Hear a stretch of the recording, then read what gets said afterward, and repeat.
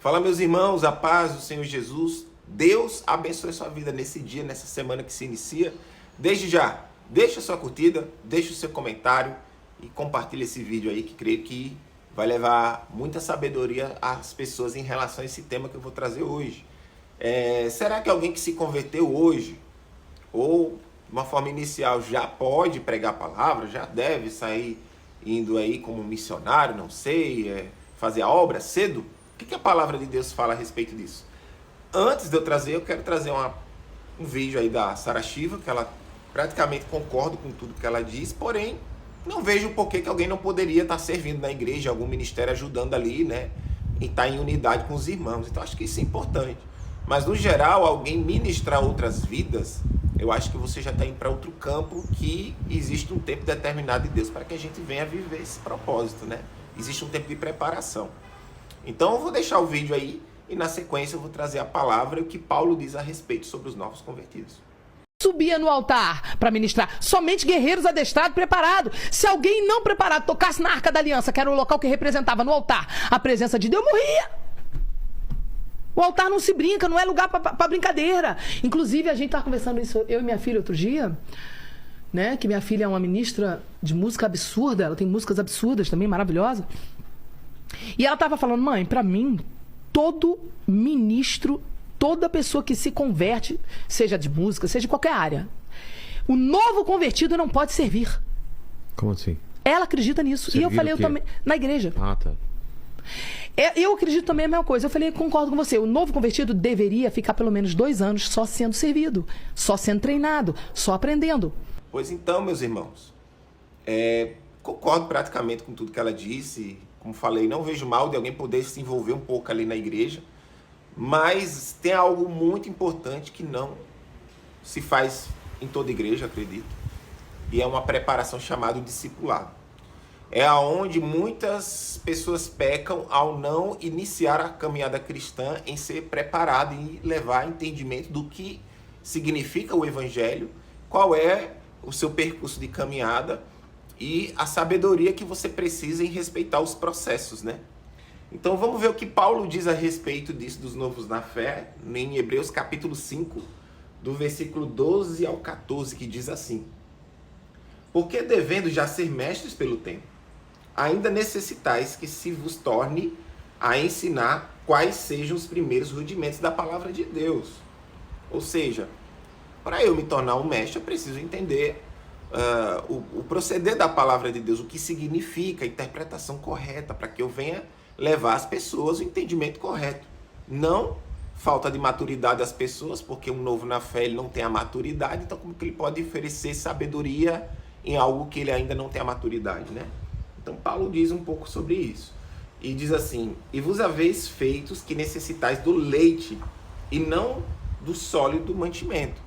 O que Paulo está querendo dizer aqui? Será que um bebê ele pode comer um arroz com feijão, com carne assada, por exemplo? É um alimento sólido? Não. Aquele que é bebê na fé tem que se alimentar do leite, é o que vai fortalecer a criança e que ela venha se desenvolver, crescer e se tornar um adolescente, um jovem adulto, enfim. Então ele vai estar preparado a entrar numa guerra. Afinal, se você vai pregar a palavra, você vai entrar numa guerra. Um bebê, ele pode participar de uma guerra? Não, ele ainda é uma criança. Então Paulo ele faz essa representação do leite como algo necessário no início da caminhada daqueles que se converteram, que nasceram de novo e estão em Cristo Jesus. E aí no versículo 13 diz assim: porque qualquer ainda que se alimenta do leite não está experimentado na palavra da justiça. Ele reforça aqui, ó. Aquele que ainda está no leite, ele não tem o entendimento da palavra. Ele não tem o entendimento da justiça de Deus. Então, se ele não tem o entendimento da justiça, se ele subir num púlpito, ele vai levar o que para as pessoas? Imaturidade. E é nesses casos, que nem falei do caso do Gil, pessoas às vezes que mal se converteram, já se denominaram missionários, já saíram pregando a palavra de Deus sem conhecê-la direito, e vai levar muitas vezes o quê? Heresia às pessoas. E já vi muitos casos de rapazes que nem duraram aí 2 ou 3 anos na fé, que já saíram pregando aí, vivendo guerras, situações que não precisaria ter passado, se respeitasse o processo, eu acho que teria sido mais tranquilo. Não aguentaram a guerra e acabaram retrocedendo. E aí a gente coloca um pouco em xeque se a pessoa realmente nasceu de novo ou ainda estava em algum processo e ultrapassou os processos que não deveria ter sido ultrapassado, né? Então, é o que eu costumo dizer. Espere pelo menos 3 aninhos. Uns 3 aninhos para você ver se realmente a pessoa vai demonstrar fruto, que é a evidência do Espírito Santo na vida de alguém é chamado de fruto do Espírito Santo. Se essa pessoa vai ter uma mudança de comportamento, de atitude, e se ela realmente vai ter um rompimento ali com a vida de pecado que ela tinha antes. Então, o fruto de um novo convertido, de um nascido de novo, é o fruto do Espírito Santo. E isso só com o tempo você vai ver se realmente esses frutos são verdadeiros. Então, eu acho prudente alguém que é novo convertido esperar um pouco, ser discipulado, ser acompanhado por pessoas, e na medida que ele vai estudando, ele vai tendo conhecimento, e no momento que ele for levar uma palavra, ou ele entender que ele tem esse chamado, ele vai estar preparado para realmente glorificar o nome de Deus e ter um bom posicionamento com a palavra. Por isso que Paulo ainda diz assim, porque ainda é menino. Então, meus irmãos, o que é a questão de você ser maduro na fé? Tem pessoas dentro da igreja, 30 anos dentro da igreja, que não tem maturidade. Ou seja, o que vai transformar que alguém tem realmente maturidade na palavra de Deus são pessoas que buscam o conhecimento da palavra de Deus para realmente trazer uma interpretação correta das Escrituras. Então, às vezes, eu falo assim por mim, né? Eu estou com 6 anos na fé. Eu comecei a buscar a palavra. Eu sempre procurei realmente interpretar o que a palavra de Deus diz, não o meu achismo, né? E sempre respeitar os frutos e os atributos que a gente deve ter como cristão. A gente tem que ter um bom testemunho. A palavra de Deus diz que Jesus sempre amou as pessoas, embora que discordasse delas. Então, a gente tem que ter um princípio cristão. Então, envolve muitas coisas em você se tornar maduro na fé. Então, tem pessoas, às vezes, com 2 ou quase 3 anos na fé, que já vai apresentar esses frutos. Então, é sempre analisar se realmente essa pessoa está apresentando e está vivendo isso.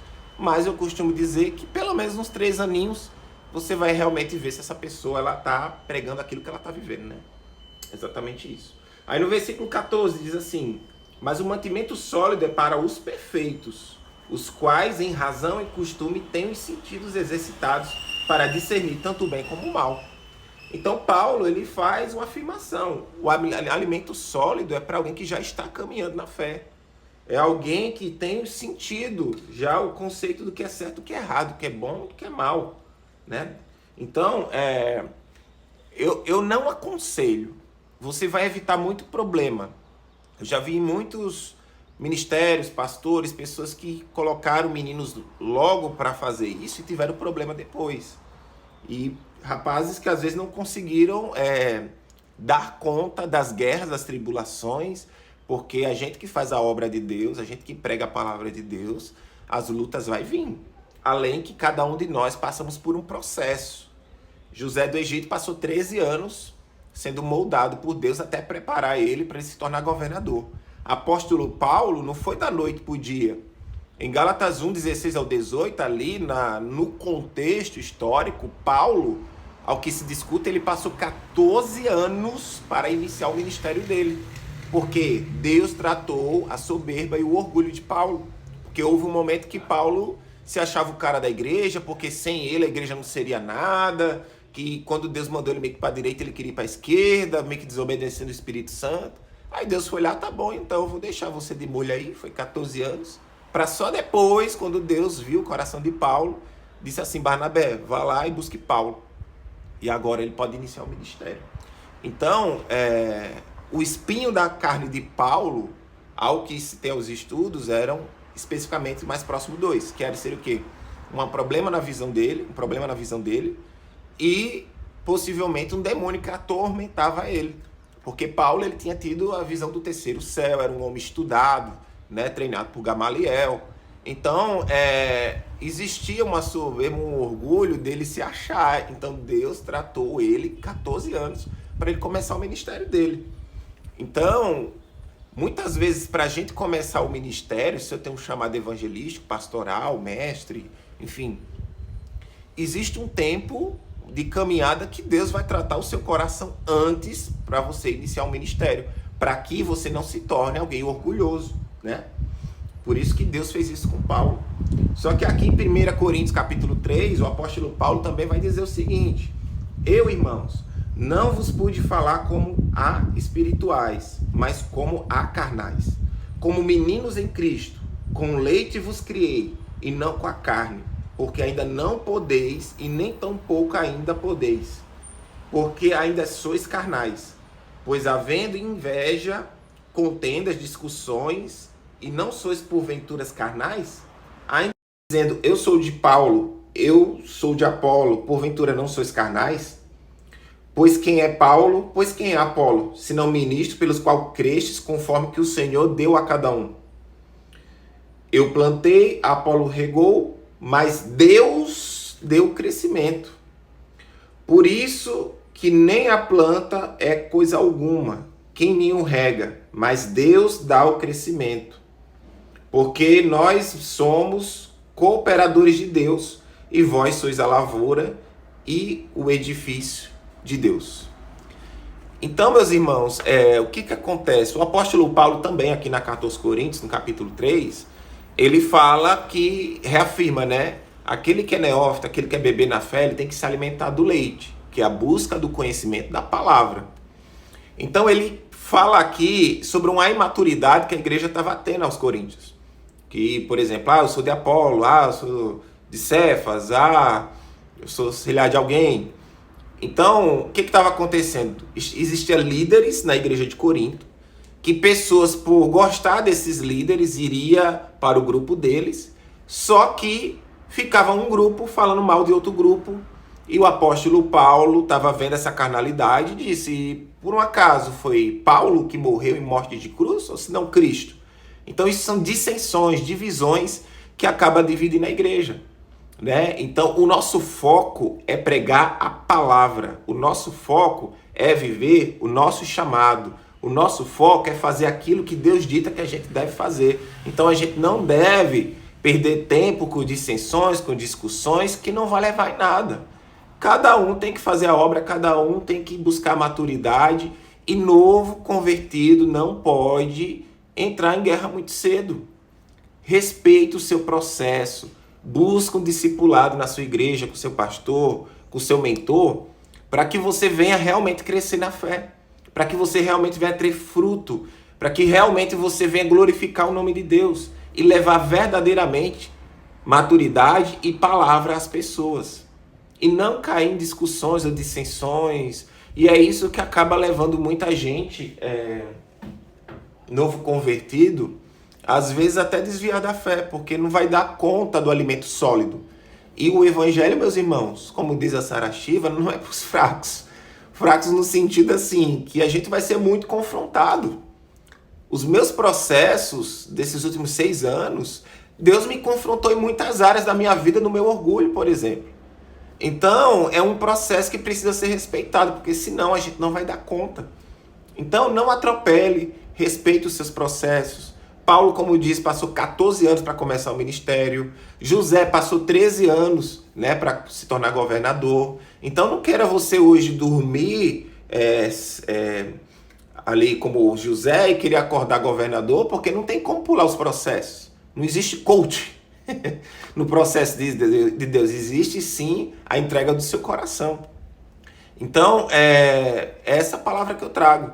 Respeite os processos, caminhe com pessoas que te aproximam de Deus, busque o conhecimento da palavra e não saia aí já querendo fazer algo que você ainda não está preparado. Um dia que você não possa dar um pouco seu testemunho num lugar ou trazer uma palavra ali que você meditou, mas não queira fazer a obra de Deus antes do tempo. Eu falo pelo testemunho próprio. É difícil, você vai passar por muita guerra e você vai ter que estar muito firmado no Senhor Jesus para poder dar conta. E ainda assim, biblicamente, não é aconselhável alguém que é novo na fé estar subindo em púlpito. Então, concordo muito com as palavras aí da Sarah Shiva, porque eu acho que você precisa se preparar como bom obreiro para poder fazer a obra de Deus.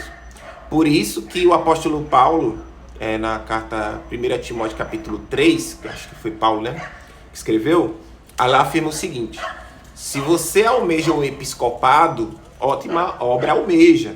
Só que ali existem uns pré-requisitos para você se tornar um. Então, você tem que ter uma vida literalmente transformada e posicionada na palavra. Porque se você não está vivendo ainda o que prega, seu ministério não vai crescer e você pode entrar em muita guerra desnecessária, enfim. Então, o vídeo não se estender tanto, essa palavra que eu trago. Respeite o seu processo, busque intimidade com Deus e principalmente conhecimento. Saiba daquilo que você está falando, para que isso não se torne uma brecha na sua vida, no seu ministério ou em tudo que você está fazendo para a obra de Deus.